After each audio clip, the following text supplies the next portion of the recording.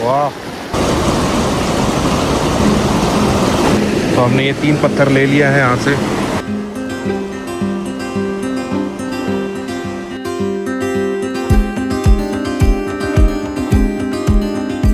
अभी ये लाइन आप देख रहे हो, लाइन पीछे तक चली गई है।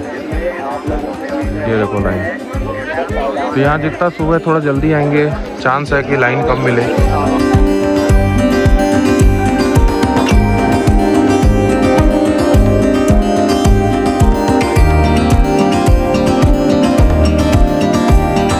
दोस्तों गुड मॉर्निंग और हमारे नए व्लॉग में एक बार फिर से आप सबका स्वागत है। जैसे कि आपने पिछले व्लॉग में देखा होगा कि हम लोग अपनी देवभूमि उत्तराखंड के एक रोड ट्रिप पे निकले हुए हैं भिलाई से, और आज हमारा डे नंबर 7 है। कल हम लोग बद्रीनाथ पहुंच गए थे और दिन भर बद्रीनाथ में हमने दर्शन किया, और आज हम लोग निकल रहे हैं माना गाँव के लिए। माना गाँव यहाँ से करीब 4 किलोमीटर है और इंडिया का फर्स्ट विलेज है, आपने सुना ही होगा। तो वहाँ पर भी 4-5 पॉइंट है। अब इतने दूर आए हैं तो वो घूमना तो बनता ही है, और आज हमारे पास एक दिन स्पेयर था।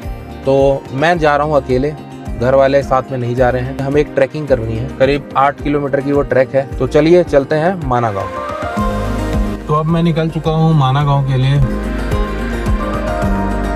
ये सामने आ गया माना पास। गाड़ियाँ यहाँ पे बाहर ही लगी हुई है। यहाँ से लगभग 2 किलोमीटर और चलना है। पता नहीं, शायद पुलिस जाने नहीं दे रही है लग रहा है। ऊपर लग रहा है भीड़ काफी हो गई होगी। ये सब जगह पे सब नॉर्मल है, थोड़ा जितना आप जल्दी सुबह आएंगे, फर्स्ट कम फर्स्ट सर्व वाला हिसाब रहता है। तो आप पहले आए तो आप पहले पाएंगे।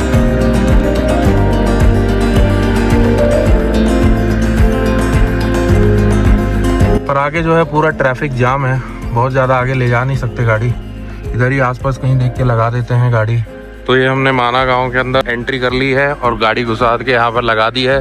बहुत ज़्यादा ट्रैफिक है आज, सब लोग माना ही घूम रहे हैं। जितने लोग दर्शन के लिए आए थे, जिनका जिनका दर्शन हो गया है, अब वो माना गाँव घूम रहे हैं। पहाड़ों के बीच से नदी होते हुए, क्या सुंदर नज़ारा है। अगर यहाँ अभी छाँव हो जाए तो इस नज़ारे की शोभा ही बढ़ जाए। धूप है पर ठंडी हवा चल रही है, पसीना नहीं आ रहा है। और माना यहाँ से गांव जो है सामने दिख रहा है। कुछ लगभग 1 किलोमीटर चलना पड़ेगा अभी।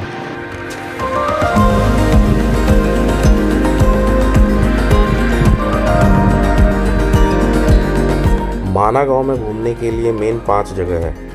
सरस्वती मंदिर, ब्यास गुफा, भीम पुल, वसुधरा, स्वर्ग, रोहिणी।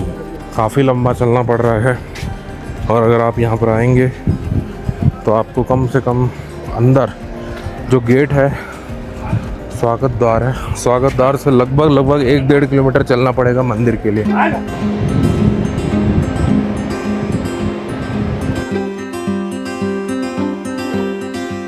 अब हम पहुंच गए हैं भीम पुल में, और सामने देख सकते हैं सरस्वती नदी का उद्गम स्थल। ये मंदिर नया बन रहा है सरस्वती जी का।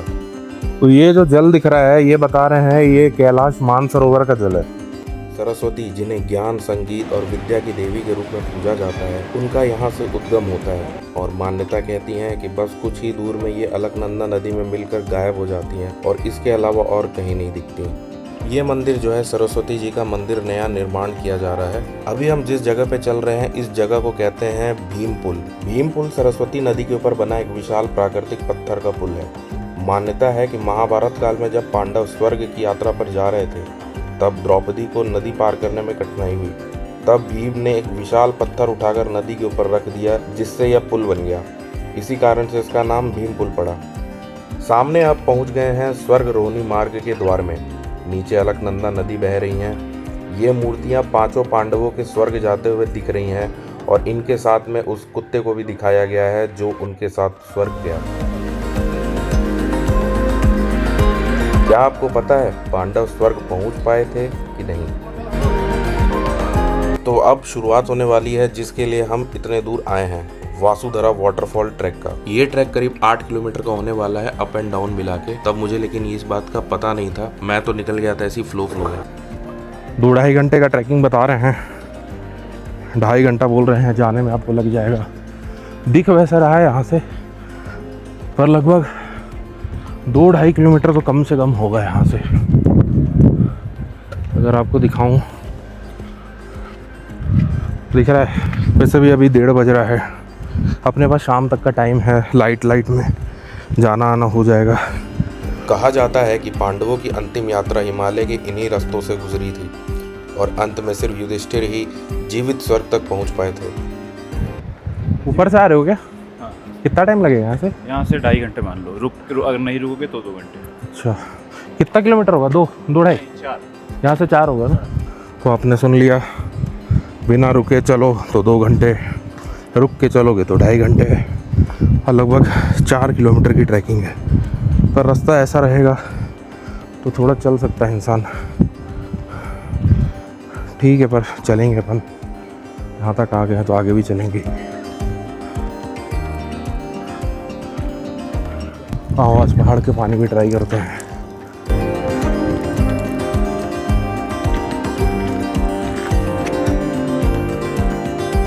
हाइट देखो एक बार आप ऊपर पहाड़ की। ये भी मैंने 1x में कर रखा है, इसको 0.5 में करूँ।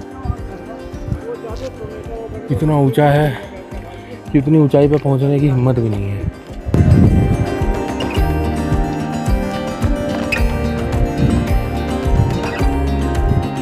वो देखो पत्थर गिर रहा है, पत्थर गिर रहा है, पत्थर गिर रहा है। वो देखो पत्थर गिर रहा है, वो देखो बस पत्थर गिर रहा है।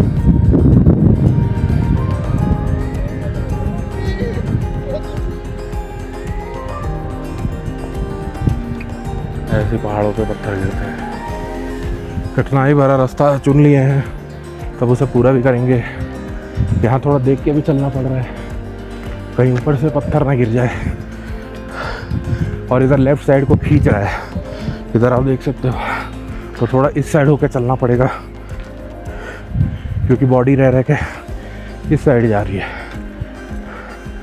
चढ़ान में आपको दिखाऊं तो ये देखो हाइट यहाँ से, अब यहाँ से हमें थोड़ा और चढ़ना है, उसका स्पीड थोड़ा बराबर है, थोड़ा डाउन है, उसका फिर चढ़ना है। तो ऐसे ही चढ़ते उतरते पहुँचना है ऊपर। सामने भी देख के चलना पड़ेगा कि कहीं पत्थर वत्थर ना गिरे, अपने आप को बचाना पड़ेगा। ये पत्थर पूरे गिर के बह के ही आए हुए हैं। वहाँ से यहाँ तक का रास्ता हमने तय कर लिया है। वो देखो गेट है माना पास का। तो चलते हैं आगे, थोड़ा रुक रुक के चल रहे हैं, क्योंकि हमें तो आदत नहीं है ना। पर परसों ही तुंगनाथ मंदिर गए थे, तो बॉडी को ये तो पता है कि भाई तूने फिर मेहनत कराया। दिमाग बोल रहा है अबे तू फिर ले आया क्या उस रास्ते पे। पर पैर इस बार उतने दिक्कत नहीं दे रहे हैं, थोड़ा बस चढ़ाई है, थोड़ा इसी बहाने हमारा वर्कआउट भी हो जाएगा। अभी पिछले 5-6 दिनों से वर्कआउट नहीं हो रहा था, तो ये वर्कआउट अटक अटक के बोल रहा हूँ मैं, ताकत भी ज़्यादा लग रही है, क्योंकि इस एक्सपीरियंस को कैप्चर करना बहुत ज़रूरी है। फिर कभी भविष्य में हम ये कर पाए या ना कर पाए, ये कैप्चर होगा तो हमें याद रहेगा कि हमने क्या किया था एक समय पे। इस पहाड़ पे बैठते हैं भाई, हालत ख़राब हो रही है, थक गया हूँ। मैं बैग भी कैरी नहीं किया हूँ, ना मेरे पास पानी का बॉटल है। बियर ग्रिल्स वाला हाल हो गया है। सर्वाइवल के लिए मैंने अभी थोड़ी देर पहले पहाड़ों की पानी पी, जो पेयजल लगा हुआ था, ठंडा पानी और एकदम स्वच्छ पानी था। मतलब घर के फ़िल्टर से भी ज़्यादा अच्छा टेस्ट आ रहा था उसका। पर मैंने ज़्यादा नहीं पिया, क्योंकि ज़्यादा पानी पी लूँगा तो मैं आलस हो जाऊँगा, चलने में दिक्कत होगी।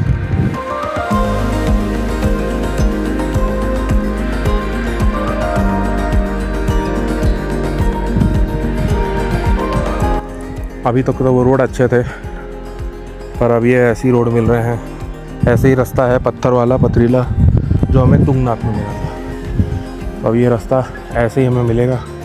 आगे थोड़ा सा दिख रहा है बराबर, और उसके आगे फिर ख़राब ही दिख रहा है। चलते हैं भाई, थोड़ा यहाँ और संभल के चलना पड़ता है। कहीं अगर पैर लचक गया या मोच आ गई तो कहानी हो जाएगी। ना कोई यहाँ से ऊपर ले जा पाएगा, ना यहाँ से नीचे ले जा पाएगा, इसलिए बहुत संभल के चलना पड़ेगा।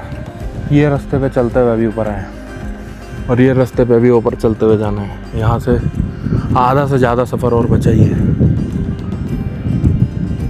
लगभग यहाँ से और 2 घंटा लगभग लगेगा ये, क्योंकि अब यहाँ थोड़े रास्ते ख़राब है तो थोड़ा यहाँ पर ब्रेक लेना पड़ जा रहा है। अभी करीब 15-20 मिनट बाद मैं बैठा हूँ यहाँ पे, कंटिन्यू चल रहा था मैं।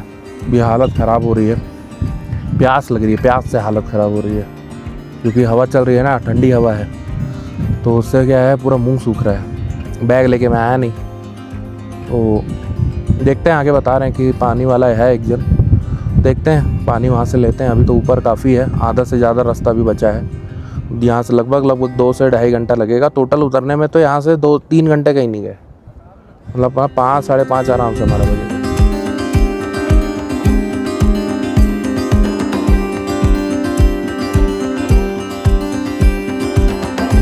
मैदान देखो यहाँ पे खूबसूरत,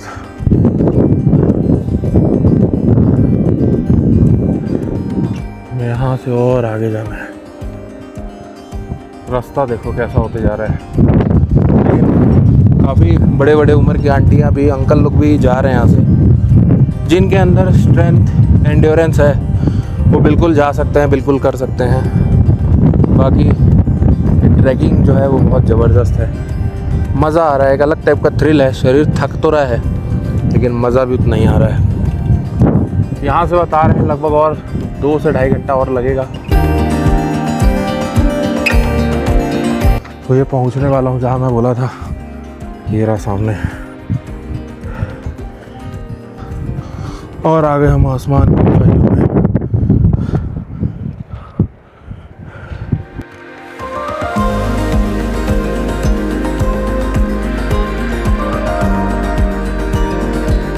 ये देखो सामने, ये सामने नदी बह के नीचे आई है, जम गई है, पूरा बर्फ है सामने। ये रास्ता थोड़ा अच्छा है, थोड़ा त्रास कम देगा ये रास्ता चलने में। कुछ दूर तक दिख रहा है मुझे ऐसा रास्ता। अभी हम आधा नहीं पहुंचे हैं। व्यू देखो भाई और बहनों सामने है। अब ये ग्लेशियर है, ग्लेशियर की क्रॉस करके हमको जाना है।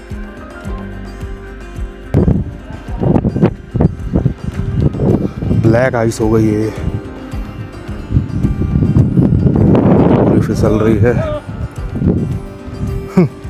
आइस ने तो पूरी थकान मिटा दी।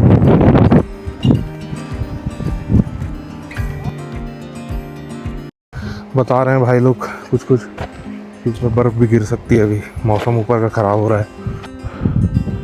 वो सामने दिख रही है वही है वासुकी धारा जहाँ के लिए हम जा रहे हैं, बस पास में ही है। ये सामने आपको जो रास्ता दिख रहा है, इस रास्ते से ही होते हुए लोग जा रहे हैं। और अभी यहाँ से लगभग 2 किलोमीटर और बच गया है। दिख पास रहा है लेकिन है बहुत दूर। पानी पी रहे हैं, पानी बोतल ले लिए हैं। थोड़ा अभी गर्म है, थोड़ा सूरज ज़्यादा निकले हैं। मैंने मुंह पर रुमाल बांध लिया ताकि यार ठंडी हवा चल रही है वो कान में जा रही है, इसमें लगने से कम ठंडी नहीं लग रही है। और बाकी चल रहे हैं तो शरीर उसकी वजह से तो गर्म है ही, वो गर्माहट तो है ही। तो चलते हैं आगे, जल्दी चलते हैं, क्योंकि बताया जा रहा है 4:30 से 5 बजे के बीच यहाँ थोड़ा फोरकास्ट जो है ख़राब होने वाला है। थोड़ा बारिश वारिश का चांस है, ऊपर बादल भी दिख रहे हैं। पर चलते हैं थोड़ा जल्दी, जितना अपनी हिम्मत है। वो सामने दिख रहा है वासुकी धारा। बस अब हम लोग और पहुंचने ही वाले हैं। यहाँ से और 600-700 मीटर है। टाइम हो गया है 3:40। हालत अपनी डाउन है, ठंड लग रही है, पर बस पहुंचना है। बीच में ऐसा लग रहा था कि वापस हो जाऊं, वेदर फोरकास्ट भी आया, पर इसी तरह आगे बढ़ते रहे। और अब बस कुछ ही देर में उस सुंदर दृश्य का इंतज़ार, इसके लिए हम इतना मेहनत करके तो ऊपर आए। स्टीप देखो आप कितना है, चढ़ाई एकदम खड़ी है, इसलिए यहाँ थोड़ा समय ज़्यादा लग रहा है, शरीर थक ज़्यादा रहा है। ये देखो कैमरे में नहीं पता था हमें, पर एकदम खड़ी चढ़ाई है। तो दोस्तों हम पहुंच गए हैं वासुकी धारा। करीब 2.5 घंटे का ट्रैकिंग करके फ़िलहाल पहुंच गए हैं। अब उसके नीचे पहुंचने में और 10 मिनट लगेगा। 4 बजे मैं वहाँ पे एग्जैक्ट पहुंच जाऊंगा और यही है वासुकी धारा। हालत ख़राब हो गई और मज़ा आ गया। अब अगला शॉट आपको दिखाता हूँ मैं नीचे से।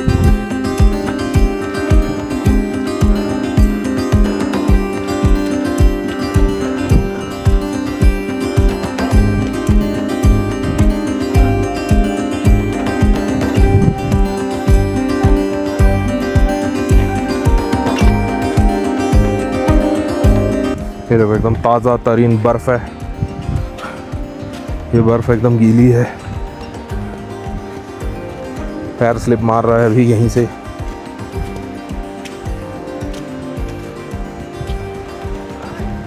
यहाँ से अगर एक पत्थर नीचे आ गया ना, बम की तरह गिरेगा। ये देखो एक धारा ये रही।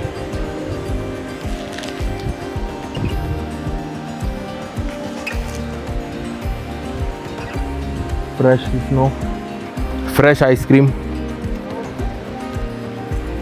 ये देखिए एक और फ्रेश आइसक्रीम। अब हमें यहाँ पे एकदम आराम से जाना है। फिसल रहा है ना? तो अब परीक्षा शुरू होती है और कठिन। अब हमें बर्फ़ पे चलना है, वो भी थोड़ी सी डायगोनल बर्फ़ पे। ये देखो पहले ग्रिप बनाएंगे फिर चलेंगे।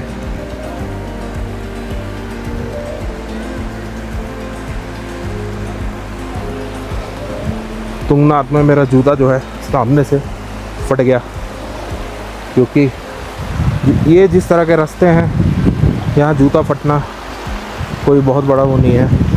और ये मेरे ऐसे जूते हैं जिनको मैं पहन के ट्रैकिंग करता हूँ। पैर बहुत ज़्यादा स्लिप मार रहा है। ओहो हो। और पैर ठंडे ना हो जाए। इधर बीच में गड्ढे बड़े दिख रहे हैं। वज़न भी अपना ज़्यादा है ना, अंदर चला गया पैर, पर फट से मैंने बाहर भी ला लिया। पैर ठंडे हो गए, बर्फ़ चली गई अंदर, हो गया कांड हो गया। ये हम पहुंच गए फाइनली, पहुंच गए हम लोग। वहाँ से 5 मिनट और लगा और जूते में भी बर्फ़ घुस गई। अब जूता क्या खोलूँ, बर्फ़ पिघल गई है। अब कहीं फ्रॉस्ट बाइट ना हो जाए, हालांकि वो फ्रॉस्ट बाइट ज़्यादा बर्फ़ में होती है। अभी यहाँ से वापस हमें क्रॉस भी करना है। लोग वहीं से आ जा रहे हैं। ये देखो यहाँ से मैंने क्रॉस किया है। ये पूरा बर्फ़ के बीच से ही अपन आ रहे हैं। एक जगह पैर अंदर चला गया। ये देखो गाइस नज़ारा, इसके लिए मैंने इतना मेहनत किया, पर ये जो व्यू है ना, भले मेहनत हुआ, शरीर दुखा इसकी वजह से, लेकिन ये लाइफ टाइम एक्सपीरियंस है। लाइफ टाइम एक्सपीरियंस है ये। एक बार आपको एक्सपीरियंस ज़रूर करना चाहिए। अगर आपका शरीर अलाउ करता है तो आपको ये एक्सपीरियंस ज़रूर करना चाहिए। कुछ दिन पहले तक मैंने सोचा नहीं था कि मैं हिमालय की इन ऊंची ऊंची पहाड़ियों के बीच इस सुंदरता को अपनी आंखों से यूं निहार पाऊंगा। मेहनत लगी, कई बार मन में आया वापस लौट जाऊं, पर कहते हैं ना, संघर्ष जितना मुश्किल होता है, जीत उतनी ही शानदार होती है।